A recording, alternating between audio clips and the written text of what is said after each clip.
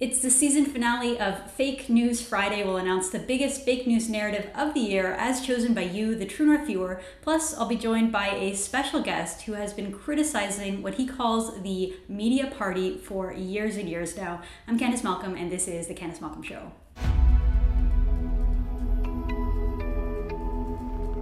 Hi, everyone. Thank you so much for tuning into the show. So as you recall, last week, we laid out what we thought were the top 5 fake news narratives of the year. We went through each of them, and follow True North and you follow the Candice Malcolm Show, these narratives inside and out. Well, I'm excited to announce the winner of the poll. It wasn't even close. The number 1 fake news narrative of the year, as chosen by you, was the idea of moving goalposts when it comes to vaccines. They kept telling us one thing. They kept saying, all we have to do is get fully vaccinated, we'll go back to normal. All we have to do is X, Y, and Z, and it never came true. And so 44% of the vote, that was the biggest fake news narrative chosen by you.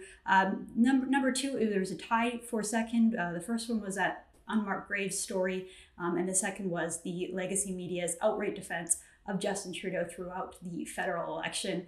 And so thank you so much to everyone who voted on that. And I am pleased to be joined by another person who is a well-known media critic in this country. He's been doing it for a very long time. Of course, I'm talking about Ezra Levant, Commander-in-Chief over at the Rebel News. Ezra, thanks so much for joining the Candice Malcolm Show. Well, my great pleasure. Thanks for having me. Well, so here you have it. I think that the idea that all we had to do was trust the health experts, all we had to do was trust Justin Trudeau, and our life would go back to normal. That was a mistake. And so many people chose to get vaccinated, Ezra, because they thought that it would just let them go back to normal. It would end the lockdowns, it would end the rules, it would end just all the restrictions that we've been living with.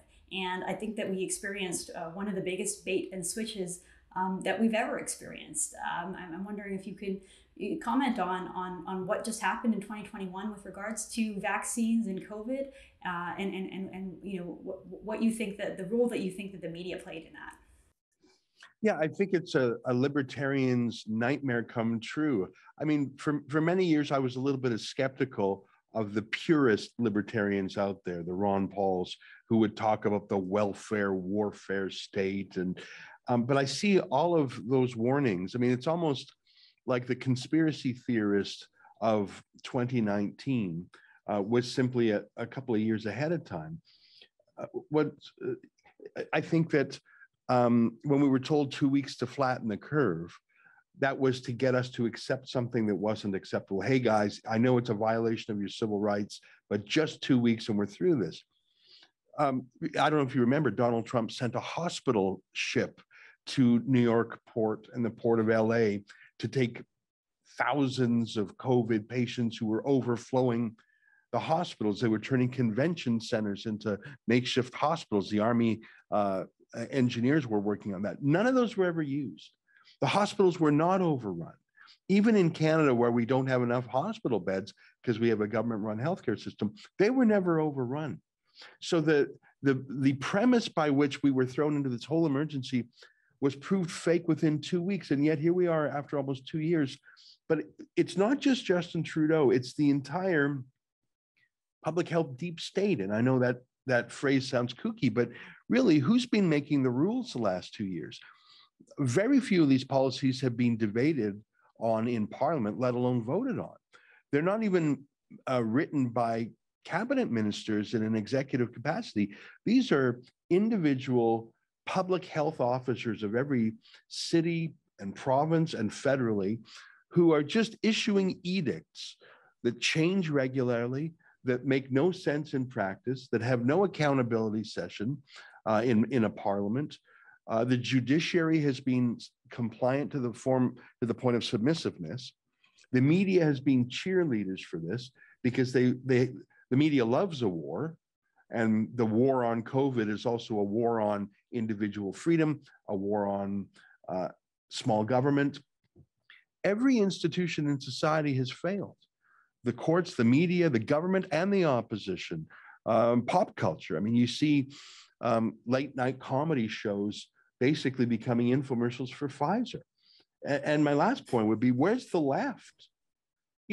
Until 2 years ago, the left's big demon was big pharma. Now they're Pfizer salesmen. And until 2 years ago, the left talked about my body, my choice. Keep your, laws off my body. What about the choice of being forcibly injected? Or, hey, it's your choice. Yeah, well, you're going to lose your job, lose your access to public life. I just think every institution out there has failed. Trudeau obviously goes along with it because he's not a particularly thoughtful person, and he really is a globalist, and a lot of these ideas emanate from the World Health Organization. But it's been a total failure of the entire system. I compare it to a net, like a fishing net. And if one or two knots on the net fails, well, the net still works because all the other nodes hold. But what if every single knot in the net fails at the same time? That's our democracy during the pandemic. Every system, where's the civil liberties associations? Where are they? I just think that this is the worst public policy inferno in our lifetimes, for sure, possibly in Canadian history. Well, you certainly break down the problem really clearly there. I mean, it feels like a hot mess, and it's hard at this point to see a way out of it, Ezra, because like we talked about, it's constantly moving goalposts, even to the point where when we look back to the beginning of the pandemic and how many beds were used and how full our hospital was, it's nothing compared to what happened later on, and yet we overreacted so much. We sort of slowly gave away those liberties to the point now that nobody is there defending them. The Liberals used to be the party of the charter, and Justin Trudeau won his election in 2015 by saying a Canadian is a Canadian is a Canadian, and we all get these same rights no matter what. And then fast forward to the 2021 campaign, and he's out there completely scapegoating unvaccinated people, calling those people and demonizing them and blaming them for everything in society. We see the Toronto Star, one of the strongest legacy papers in the country. They ran an absolutely horrific, just a psychotic front cover. I don't know if you know the one I'm talking about. It ran during the summer, but it says, "I have no empathy left for the willfully unvaccinated. Let them die. I honestly don't care if they die from COVID, not even a little bit." And I don't even know who that is a quote from. It's just on the front page of the Toronto Star. You go to the full paper and the article in the paper, and it talks about people online saying nasty things about unvaccinated people. But that's the cover that they chose to run with. I mean, it's wild, Ezra. So what do you think we can do? As freedom-loving Canadians, as people who don't want to live in a health police state, don't want to live under these restrictions anymore. What do you think we can do to get our country back? Well, I think on a very small level, I think, it's like Solzhenitsyn and other Soviet refuseniks and dissidents. In some ways, it's impossible to fight the total system. I mean, I left out, I think, the worst culprit of the last 2 years, which is the College of Physicians and Surgeons. I mean, the doctor's motto, do no harm, and the idea of medicine practiced for a particular patient. It's not medicine. When public health is not medicine, it's not treating an individual patient by caring about them and listening to their case. You're treating people like ants in a colony. That's politics with a medical degree. That's very different. And the College of Physicians and Surgeons has chosen sides, and they've gone to war against patients against doctors who have a patient-centered approach. Any doctor in Canada who gives a medical exemption for allergic reasons, or just because or myocarditis or pericarditis, they are suspended or investigated by the College of Physicians and Surgeons. My point is, for any individual person, it may seem impossible to fight. You might lose your job. Some people are in a position where they can make that sacrifice. But for everyone else, I think the Soviet dissidents' advice would be, just try the small step of not participating in the lie. It's maybe impossible for an ordinary person to actually fight the entire world, to fight the entire system. But maybe what you can start by doing is not perpetuating the lie, not telling the lie, not believing the lie. And in my own life, I mean, I hate masks. I think they're fairly pointless. If someone's triple vaxxed, why do they need me to wear a mask? I don't wear one. And there's certain occasions where I have one in my pocket because I don't want to have a breakdown in my day. Like Uber, I ride Ubers a fair bit. They require you to put on a mask. I never do, and it never comes up. When I go shopping, I just don't wear a mask. And I know that sounds like a petty thing, but it's not actually. It's just I'm not going to pretend that this mask is anything other than a political amulet that's a superstition or a flag of my politics. I mean, because it's the doorway to, well, just 2 vaxxes, just 3, just 4. Now, if someone wants to take a vaccine, I'm certainly not against that in any way. I would never tell someone not to take a vaccine if they choose to do it. But at a certain point, when you're on your 4th booster shot, which in Canada, in some jurisdictions, they're already on their 4th booster shot in 1 year, maybe it's time to reassess if that really is working and if it really makes sense to force people to get vaxxed to keep their job when vaxxed people can get sick. In many jurisdictions, most people who are coming down with the virus are vaxxed. I was looking at Saskatchewan's details just the other day. They're on their 4th booster in that province, and a majority of the cases are double vaxxed people. So I think the rationale falls away. So I'm not saying any individual can fight this monster, but just how about don't be a propagandist for it. Just start with that. That's my advice for an ordinary person.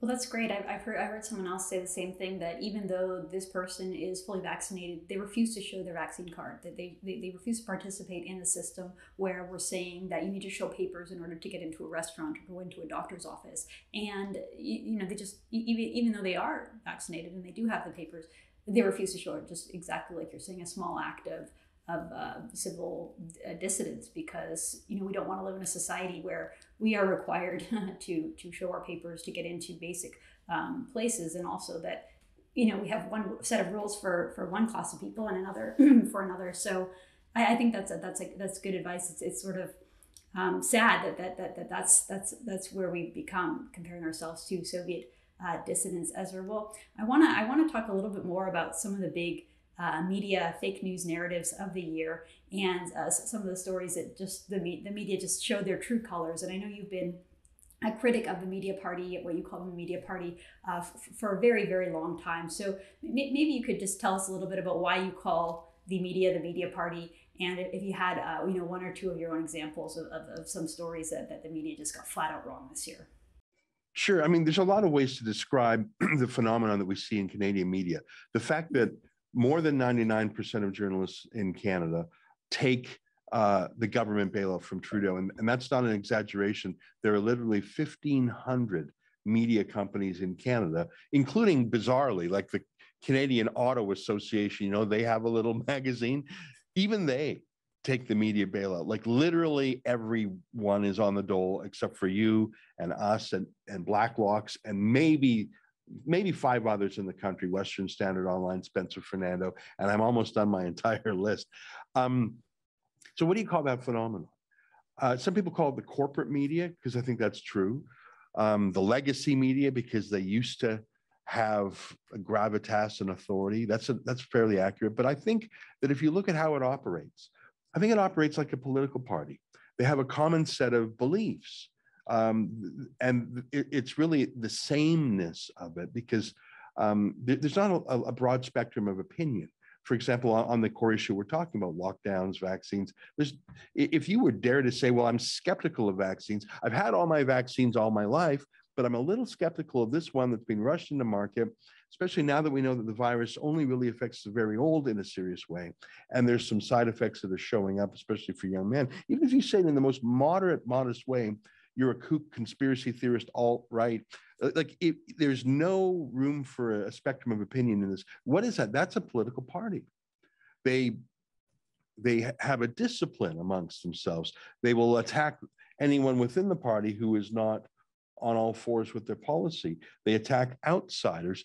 And of course, during elections, they come to the aid of their favorite candidate, which is typically Justin Trudeau. So they really act like a party, but they don't disclose their partisanship. I mean, I find it very odd that journalists who take money from Justin Trudeau through the media bailout do not disclose that in their reports.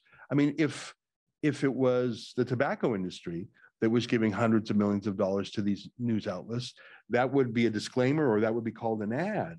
Trudeau gives the money and they just nod and wink. But you did ask me a specific question. There's one story I go and check about once a month to see if it's still online. And it is. And it's a CBC story, a fact check fighting against disinformation. And, and it's a CBC story saying those kooky conservatives with their conspiracy theory about COVID quarantine jails, they're crazy. And that's still, you can find it pretty quickly on the CBC. I check I say, is that still up? Because of course, we did have those. Now you can call them what you want. You can call them a quarantine hotel, but you are lawfully required to stay in them. Now, they were around for a few months for anyone. They were brought back for the Omicron virus from people from Africa. There are detention centers in Canada that you must go to on pain of prosecution, even if you're healthy. In fact, if you have the virus, you're not allowed in. Bizarrely, they're only for healthy people. So that is a fact. That's not a conspiracy theory. One of our former reporters was required to stay there, and he later was a plaintiff. We sued the government in federal court. Kian Bexley, I'm talking about. He counted, he had contact with 14 different people at this COVID jail, whereas he just wanted to get in his car and go straight home and quarantine at home. So there's no sense to it. But the federal court ruled, not only was it constitutional, but the 3-day detention wasn't even a lawful detention, so there was no charter violation at all.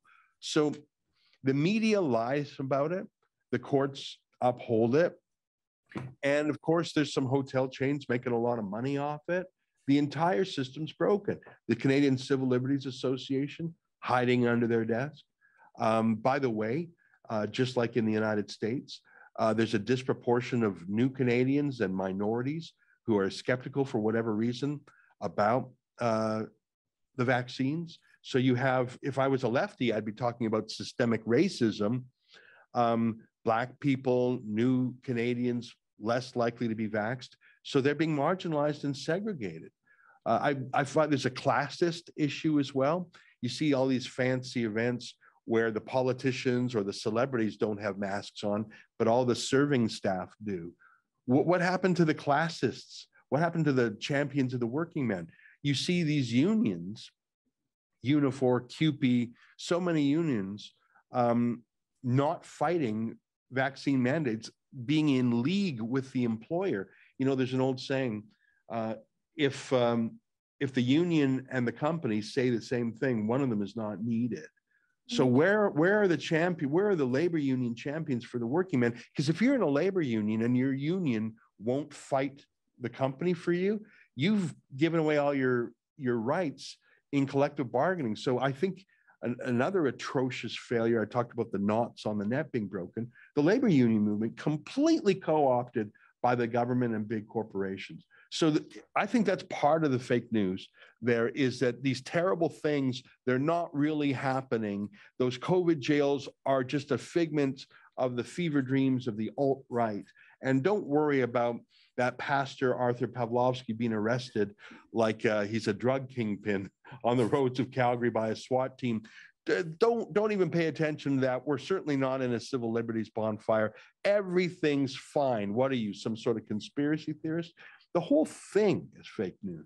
Well, you're right, Ezra. There's so many elements there, and we're so grateful for the reporting that you do over at True North, because I don't think that Canadians would even be aware of what was happening with pastors being arrested and the entire, like you say, bonfire of civil liberties. What is the point of labor union leaders when they just allow their members to be fired for something arbitrary? I mean, that's the point of the labor union, is to defend the rights of these workers, and yet they're completely letting them down. I just wanted to comment on the point you made about how they're making conspiracy theories of all of us, because I remember back in 2020 when some of our reporters at True North were looking into this idea of a potential vaccine mandate, and we had members of the Parliamentary Press Gallery going crazy about us on Twitter, calling us conspiracy theorists and far right, and just give it 6 months and then there it was, right? It's like anything that you could be a conspiracy theorist about a few years ago,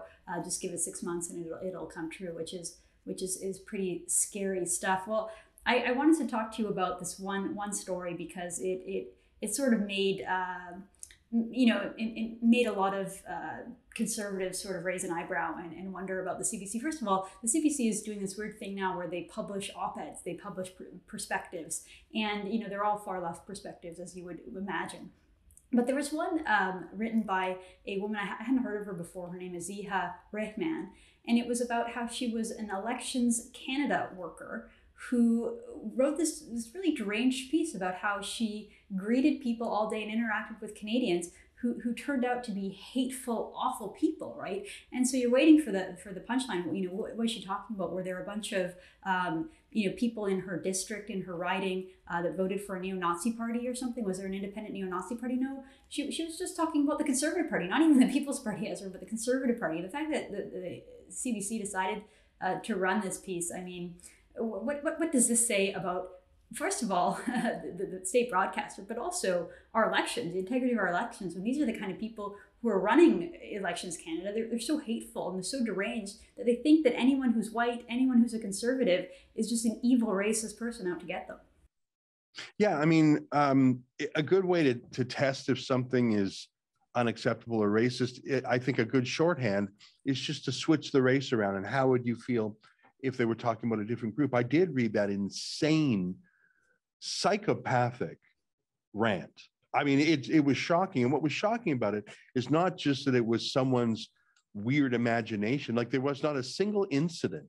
It's just that she was looking at these white people, these conservatives or whoever, as if non-white people don't vote for conservative, for example. I mean, Leslyn Lewis, is she racist too? So there was no factual basis for her to call people haters. It was her own hatred that she was projecting on them. If you swap it around, if there was someone saying, well, these Jews were coming in, and I just know what these Jews were thinking, or these Black people were coming in, and I just know, like, it wouldn't work in any other way. It would be so obviously racist. And that the CBC would run this shows that we've lost Martin Luther King's concept of, equality before the law by the content of their character, not the color of their skin. That, I don't even think that was a left-wing idea. That was a traditional liberal idea. That was an Enlightenment idea. 50 years ago, you had the Martin Luther King style of civil rights, equality before the law, get rid of Jim Crow laws, judge us based on our individual nature. 50 years later, we have racism again, but it's not racism as you just described there in that CBC article. It's not racism by white supremacists. It's this critical race theory, anti-white racism, anti-Christian bigotry. That's so shocking. The so-called anti-racists are the biggest racists around. And it's not just at the CBC. I want to point fingers at the National Post. And I worked at the National Post on their editorial board for 2 wonderful years, about 20 years ago. And I love that newspaper, but boy, has it gone down a funny path. You might recall that just over a year ago, that a majority of their newsroom signed a petition denouncing them for running a column by Rex Murphy. It's a wonderful column. It just says, Canada is not an inherently racist country. We really bend over backwards to make people feel welcome. Multiculturalism and open immigration are hallmarks of our country. We're not a racist country. That's all he said. And not only did a majority of National Post writers condemn him and demand that he not be able to speak on those subjects again, but the management of National Post actually had a staff town hall, like a struggle session, where one after another denounced the paper for even letting him have a voice there. So it's not just the CBC. And there's a new obsession with race and racism. And the trouble is, demand exceeds supply. It's like Jussie Smollett in the US. He had to manufacture a racist incident against himself because there just wasn't enough natural racism, and he needed to get some publicity for his acting career. And I think in Canada, it's the same thing. I think we are probably the most tolerant country in the world. I really can't think of any country that could beat us in terms of racial harmony. And I challenge the CBC or the National Post wokeists to find a better place. There's a reason why 1/3 people from around the world come here every year, most of whom are visible minorities, is because we're not racist. And these journalists, these activists, and that absurd CBC election worker who should never be allowed anywhere near a public process again, they found, we found the enemy and it is us. They found the racists and it's them. They're the ones obsessed by race. The CBC just had a story on 18 words you shouldn't say anymore, including the word blacklist or first world problems. Like, you're crazy. Black hole. The word black hole is racist. Manitoba. I'm kidding about that. That was on the list. They're crazy. That's mental illness. And I know that's cool in the faculty lounge, but you talk to an ordinary person of any race about that. It's like that affectation to call people Latinx. No right. Latinos say that. No. That's only what white liberals say. Those are crazy people. Right. It's like they've gone so far, Ezra, that they have become the butt of the joke and they don't even recognize it. Like I got that piece sent to me by about 20 different people, that CBC piece, and everyone was laughing at it. It's like they don't even recognize how absurd they sound to Canadians, because the people who wrote that were completely serious. They're like, these are the words that you should purge from your dictionary and that we should expel from the English language. And it's like, who do you think you are, right? And I just think that they've really gone too far with this race thing. I think that most Canadians recognize that Canada is a great country. We're not racist. Sure, there's a couple racist people here and there. Some of them work at the CBC, to your point, but trying to paint the whole country with that brush is just patently absurd. It's laughable, and I do think it's backfiring on them. Well, I was going to say thank you so much for joining us on Fake News Friday. It's a lot of fun to have you on the show, and we'll have to have you back in the new year. And why don't you give us a little bit of an update as to what's happening over Rebel, because you're sort of one of the leading forces in the counter fake news business, trying to inform Canadians of what's actually going on, not what the propagandists that are paid by Justin Trudeau want you to believe. So why don't you give us a little update on what you're up to? Sure. Thanks for asking. Rebel News, because the world is so bad, people want to hear the other side of the story. I know that True North has had a banner year. Rebel News now has 50 staff. We have a team in Quebec, both reporting in English and French. We have reporters in the UK again, and of course in Australia, the amazing Avi Yamini. Here in Canada, we have new reporters in Saskatchewan, Kelly Lamb, great team in Vancouver. We're trying to cover the other side of the story. Our focus, of course, is video-based journalism. We try and get out of the office and onto the ground. But really, I think what defined 2021 for us is we spun off our civil liberties work into a charity called the Democracy Fund. As you know, we were defending people by crowdfunding lawyers if they got a lockdown ticket. And so we sort of pushed that into its own entity called the Democracy Fund. And I think that's probably our greatest achievement in 2021, is that, I mean, I've always felt odd about that moment where someone has a cell phone and there's a terrible thing happening and they take out their cell phone and they record the terrible event, a crime, a tragedy, a crash, a fire, whatever.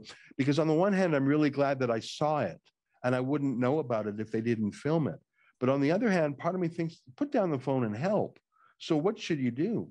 And so with the Democracy Fund and our Fight the Fines project, and now our FightVaccinePassports.com project, we split the two functions. So Rebel News, we tell the story, but now the Democracy Fund, its own separate entity, can try and do something about it. So we'll still hold the camera, but we're going to try and do something about it. And we've actually got a little network of 25 lawyers. And as you may know, charities have to disclose their financials every year. So the Democracy Fund is coming up on its first year.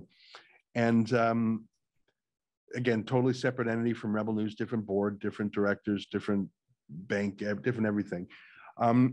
It is now at $5 million a year, the largest civil liberties organization in Canada. It's triple the size of the defunct Canadian Civil Liberties Association. It's even larger than our good friends at the Justice Center for Constitutional Freedoms. And again, I'm happy that we built it, but I'm tragically sad that it's so necessary. But I feel that if I look back on the last year, the greatest thing we did wasn't even journalism. It was helping 2,100 people fight back against the madness. That's just a drop in the bucket, by the way. We probably could have helped 200,000 people if we had the funds. But that's sort of what we've done the last year. And I think the next year, unfortunately, will be just as bad. Well, it is incredible what you're doing. And I know you're one of the biggest critics of the sort of defunct, what you say, civil liberties organizations in this country that exist or existed to defend people like the ones that you're defending now. So it's really great to see you step into that role and fill a really, really necessary and vital role in our society, which is defending individual people against the massive encroachments by the government. So congratulations on that, Ezra. It's great to see your success and all the work that you're doing. It's really incredible. So thank you so much for being a guest on the Candice Malcolm Show. It's great to have you, and happy holidays. I know Hanukkah's over already, but I'll say Merry Christmas to you anyway, Ezra, and I hope you take care. Thanks, my friend. All the best to you. All right. Thank you so much for tuning in. It's Fake News Friday. I'm Candice Malcolm, and this is the Candice Malcolm Show.